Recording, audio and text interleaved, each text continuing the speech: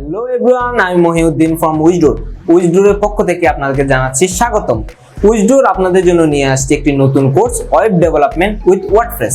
ওয়ার্ডপ্রেসের মাধ্যমে আপনি সহজে একটি ওয়েবসাইট কিভাবে তৈরি করতে পারেন সেটি আমাদের নিয়ে আসছে উইজডোর। তো ফার্স্টলি আমরা উইজডোর সম্পর্কে জানবো। উইজডোর এমন একটা কনসেপ্ট নিয়ে আসছে আপনাদের মাধ্যমে, যে কনসেপ্টটা প্রায় অনেকেই নিয়ে আসছি, কিন্তু ফার্স্ট আপনাদের সাথে বোঝানোর সাথে আমরা নতুন ভাবে নিয়ে আসছি। তো ওয়েবসাইটের প্রথমে কনসেপ্ট হলো আমাদের ওয়েবসাইট কি। ওয়েবসাইট কি সেটা অনেকে জানে না। ওয়েবসাইট হলো এমন একটি সিস্টেম যার মাধ্যমে অফিস, স্কুল, সুপার শপ এবং বিভিন্ন ব্যবসায়িক প্রতিষ্ঠানে মার্কেটিং এর কাজে প্রয়োজন হয়। আমরা ফার্স্টলি ওয়েবসাইটটার বিভিন্ন তথ্য নিয়ে আলোচনা করব এবং কি কি রিকোয়ারমেন্ট লাগে সেগুলো নিয়ে আলোচনা করব। তো রিকোয়ারমেন্ট যেগুলো লাগে আমরা সেগুলো স্ক্রিনে দেখাতে যাচ্ছি এবং কিভাবে ডাউনলোড দিবেন সেগুলো আমরা ডিসক্রিপশন বক্সে দিয়ে দেব। তো কথা না বাড়িয়ে চলে যাব স্ক্রিনে। আর আপনি যদি আমাদের চ্যানেলে নতুন হয়ে থাকেন তাহলে অবশ্যই লাইক, কমেন্ট, শেয়ার করতে ভুলবেন না। আর সাবস্ক্রাইব তো মূলত করবেনই, আর সাথে বেল আইকনটি বাজিয়ে দিবেন।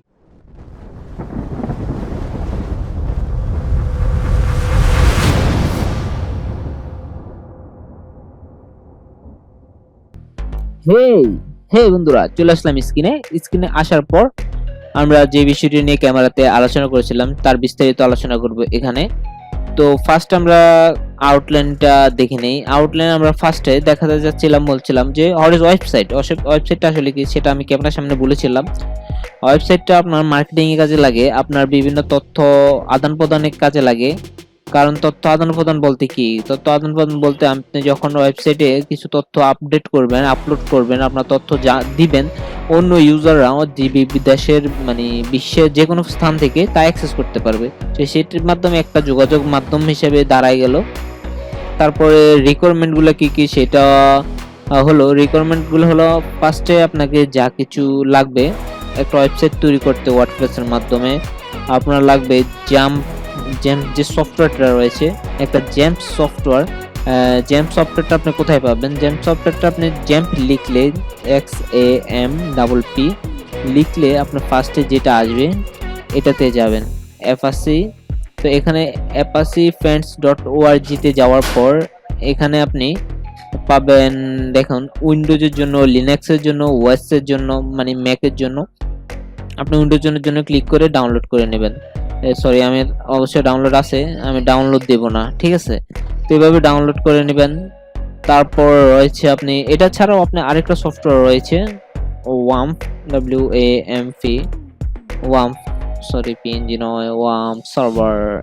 এটার দ্বারাও আপনি ডাউনলোড করতে পারেন, এটাও ডাউনলোড করতে পারেন। ওয়াম্প সার্ভার স্টার্ট ক্লিক করলে এখানে আপনি 64 বিট অথবা 32 বিট উইন্ডোজ সার্ভার যেটা আছে আপনার উইন্ডোজ, ওইটা অনুযায়ী ডাউনলোড দিতে পারেন। তো আমার যেহেতু আছে আমি ডাউনলোড দিব না, আমি জেম সফটওয়্যারটা নিয়ে কথা বলবো। এটা ইনস্টল করা পরবর্তী টিউটোরিয়ালে দেখাবো। তারপরে আমাদের রয়েছে হোয়াট ইজ ওয়ার্ডপ্রেস। তো ওয়ার্ডপ্রেসটা আসলে কি? ওয়ার্ডপ্রেসটা হলো একটা সিএমএস বলতে কি content management system. Content management system হলো আপনি কন্টেন্ট কোনগুলোকে বলে, আপনি ভিডিও দিবেন, ফটো দিবেন, তারপর আপনি বিভিন্ন ব্লগ লেখালেখি করবেন, এগুলোই আসলে কন্টেন্ট। তো এটাকে আপনি ম্যানেজমেন্ট করতে যেই সিস্টেমটা ব্যবহার করবেন তাকেই বলা হচ্ছে যে কন্টেন্ট ম্যানেজমেন্ট সিস্টেম। তো সেটার একটা মাধ্যম হলো ওয়ার্ডপ্রেস। এটা নিঃসন্দেহে বলা যায় ওয়ার্ডপ্রেস যখন ইনস্টল করবেন ওই ওয়ার্ডপ্রেসের মাধ্যমে আপনি এই কাজগুলো অতি সহজে করতে পারবেন। সেটাও আমরা পরবর্তী ভিডিও ক্লাসে দেখাবো। তো তারপরে রয়েছে ওয়েবসাইট ওভারভিউ মানে হলো আমরা দেখুন যে কোনো ওয়েবসাইটে প্রথম আলোতে যাই, প্রথম আলোতে গেলাম, প্রথম আলোতে যাওয়ার পরে দেখেন ওয়েবসাইট, এগুলোই হলো কন্টেন্ট।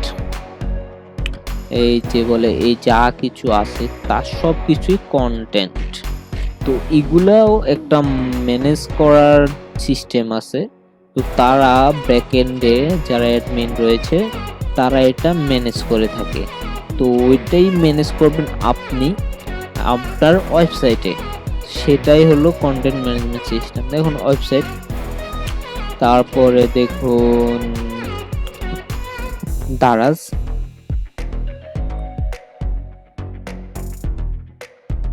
সরি, দেখুন দারাজ, এটাও একটা ওয়েবসাইট, ঠিক আছে। এটা থেকেও আপনি বিভিন্ন ভাবে এটা এডিট করতে পারেন। আপনি পারেন না, সরি, আপনি যখন এরকম একটা সাইট তৈরি করবেন তখনই আপনি এগুলো ম্যানেজ করতে পারবেন, অ্যাড প্রোডাক্ট ওটাকে অ্যাড করতে পারবেন। তো এটা হলো বিভিন্ন ওয়েবসাইট, যা আপনি অতি সহজে ওয়ার্ডপ্রেসের মাধ্যমে আমরা তৈরি করে দেখাবো। তারপরে আমরা পরবর্তী ক্লাসে দেখাবো সার্ভার ইনস্টল। সার্ভার কিভাবে আপনি ইনস্টল করবেন, যেহেতু আপনি একটা ওয়েবসাইট তৈরি করবেন অবশ্যই সার্ভারের প্রয়োজন আছে। তো সার্ভারটা ভয় পাওয়ার কিছুই নাই, এটা অনেক বড় কিছুই না যে এটা ইনস্টল করতে কি কি লাগবে, অতি সহজে আমরা ভিডিওগুলো দিয়ে থাকবো। তো পরবর্তী ভিডিও দেখার আমন্ত্রণ জানিয়ে বিদায় নিচ্ছি, ধন্যবাদ। এতক্ষণ আমাদের ভিডিওর পাশে থাকার জন্য ধন্যবাদ। পরবর্তী ক্লাসে আমরা বাকি বিষয়গুলো নিয়ে আলোচনা করব। সে পর্যন্ত সুস্থ থাকুন, ভালো থাকুন, উইজডোরের পাশে থাকুন।